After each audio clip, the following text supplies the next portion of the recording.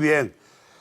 Estos valles de Teberga, además de la belleza natural, tienen también mucha vinculación con la música y con la gaita y el tambor.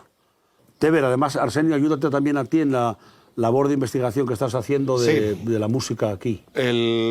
Hace tiempo, bueno, en los años 70, los grupos de investigación folclórica hicieron una labor muy buena de recopilar todo este tipo de materiales, y ahora, gracias a esas recopilaciones, se están haciendo ahora materiales bastante buenos, como puede ser el Cancionero de los Alonso de Miudes o el libro de Encal Gaiteru de los Pangua, que ya nos permite ampliar un poco el repertorio que tenemos de gaita y ver un poco también qué se hacía en cada zona. En Teberga en particular, pues la verdad que tenemos la suerte de que siempre hubo una tradición de música y de gaiteros. Sobre todo gaiteros. Gaiteros fueron los que, porque al fin y al cabo, digamos, son los que más renombre coges por culpa de que siempre son los que tocan en las fiestas, son los más visibles. También hay cosa que estamos buscando, que son también pandereteras, que incluso es la parte menos visible.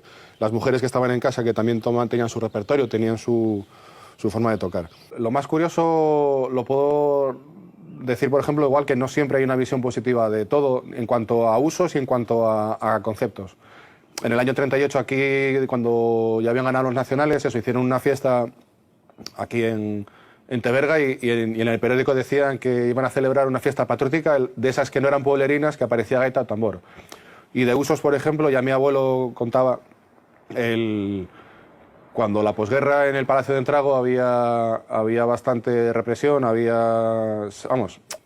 se les pegaba bastante gente allí por el hecho de que había aquí de denunciar a vecinos que decían que eran comunistas, si querías tierras o lo que fuera. Y en el Palacio de Entrago, la verdad que ahí se hizo mucho daño a mucha gente. Entonces, para evitar cuando se estaba dando cera a la gente que se escuchara, podían utilizar organillos, como existían en los años 20-30, para que no se escuchara los gritos de la gente dentro. Entonces, también ves que hay usos de la música que no son los habituales.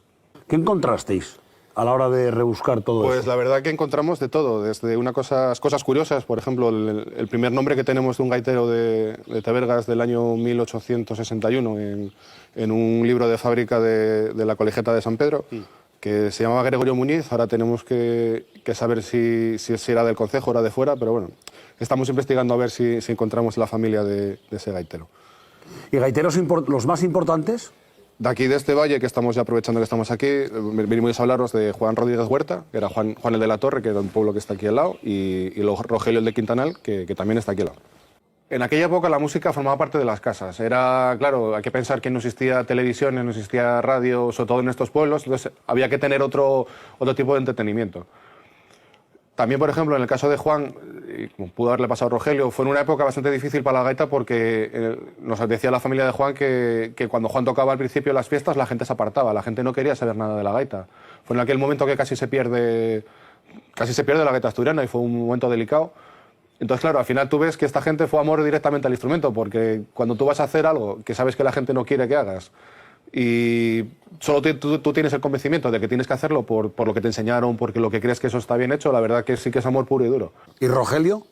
Y Rogelio, pues la verdad que Rogelio también es aquí de Quintanal, nació en el 37, aprendió con Julio el Hospiciano, que era un tío de él, de aquí de Villanueva, y luego, sobre todo, de Rogelio hay que destacar que él tuvo que marchar a vivir a Madrid y hizo vida en el Centro Asturiano de Madrid.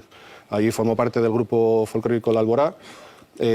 Hizo grabaciones incluso con Brañas, nuestro gran cantante de tonada que tenemos aquí en el concejo, y luego él, la verdad que ahí, por ejemplo, también conectó con mucha gente, como pudo ser Manolo Quirós en la época que estudiaba él ahí en Madrid.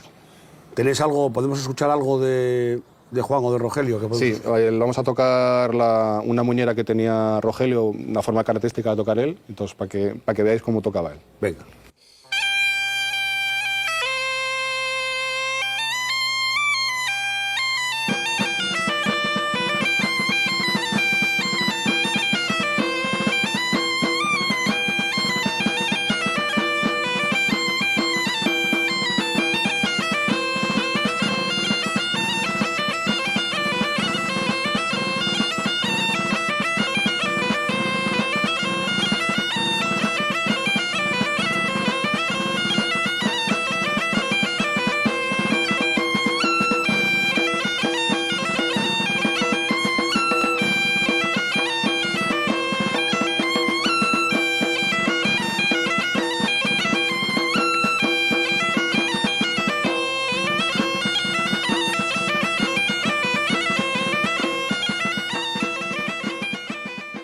yo di mucha clases para centros asturianos de España y de América y en Europa, y ahí es donde ves donde realmente llegó la gaita y la tradición asturiana.